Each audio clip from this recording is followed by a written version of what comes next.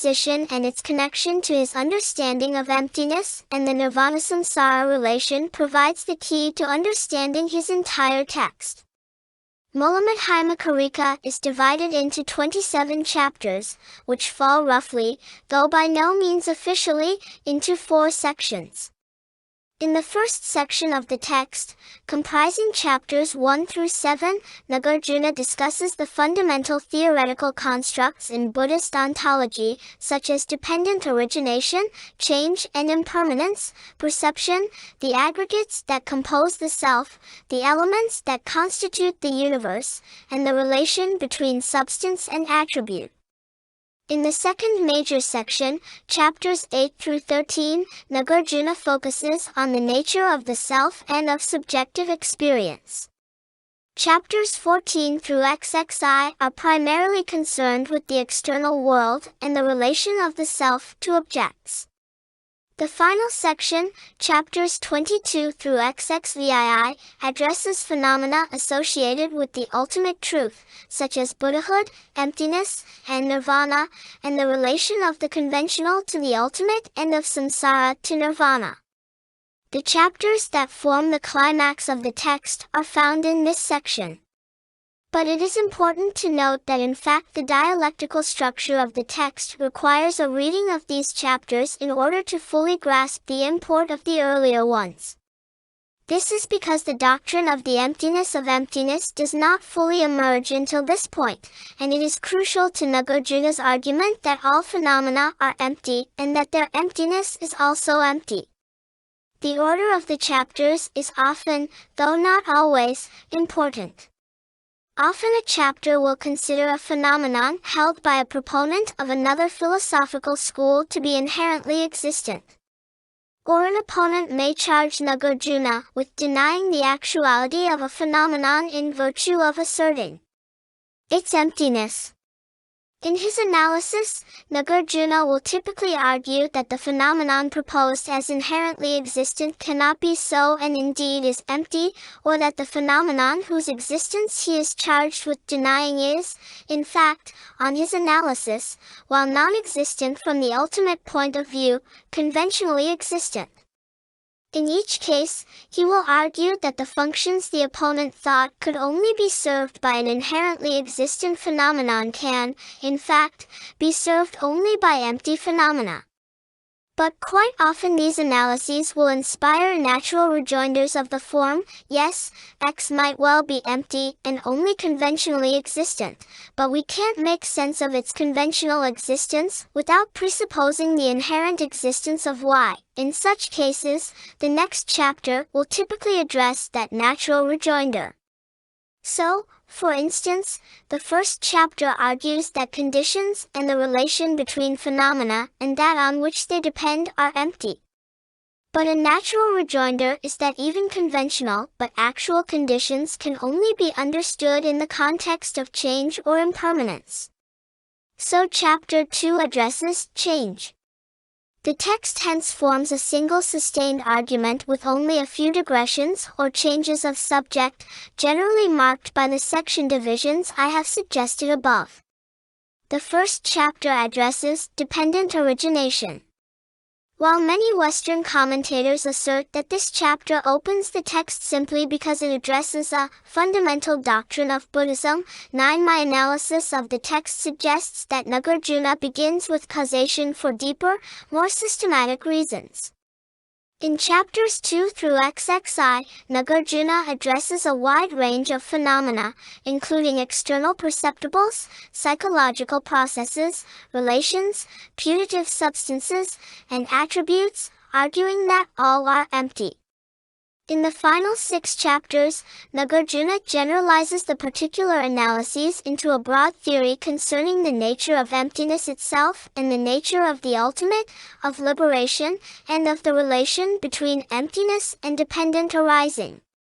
At the close, he replies to objections.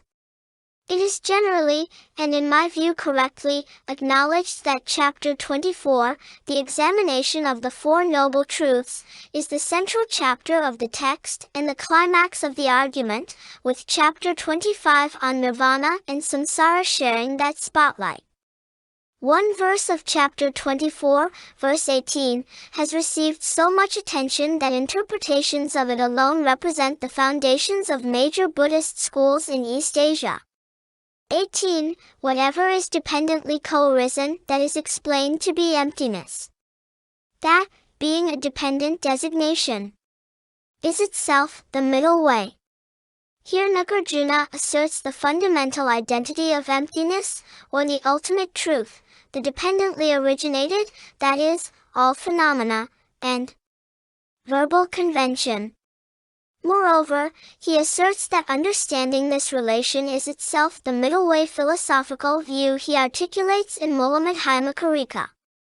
This verse and the discussion in the chapters that follow provide the fulcrum for Candrakirti's more explicit characterization of the emptiness of emptiness as an interpretation of Nagarjuna's philosophical system, the interpretation that is definitive of the Prasanjikamadhyamaka school.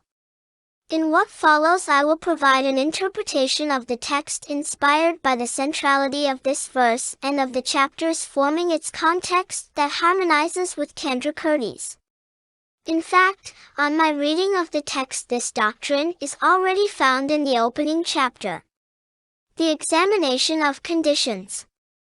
Reading the text in this way locates the doctrine of the emptiness of emptiness not only as a dramatic philosophical conclusion to be drawn at the end of 24 chapters of argument, but as the perspective implicit in the argument from the very beginning and only rendered explicit in Ziv. Reading the text in this way will show us exactly how Ziv 18 is to be understood and just why a proper understanding of causality is so central to Buddhist philosophy. When a Westerner first encounters Mulamadhyamakarika or other Madhyamaka texts, the philosophical approach can appear highly metaphysical and downright weird. The unfamiliar philosophical vocabulary, the highly negative dialectic, and the cryptic verse form are indeed forbidding. Most bizarre of all, however, at first glance is the doctrine that all phenomena, including self and its objects, are empty. For indeed Nagarjuna and his followers do argue that the entire everyday world is, from the ultimate standpoint, non-existent. And that does appear to stand just a bit deeper into philosophical left field than even Berkeley dares to play.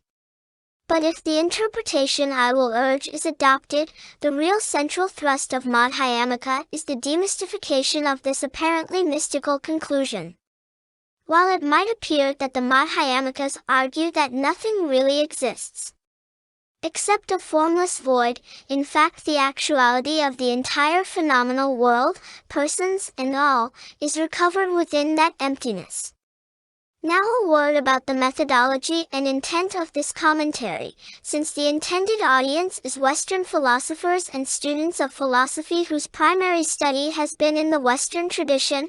I have tried throughout, insofar as that is possible without distortion of the meaning of the text, to explain Nagarjuna's arguments and positions in language familiar to Western philosophers.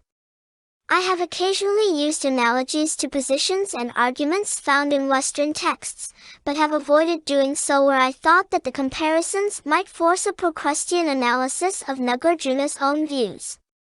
And it is, of course, impossible and pointless to completely recast Nagarjuna's positions as those with which we in the West are familiar and to replace his technical terminology with ours.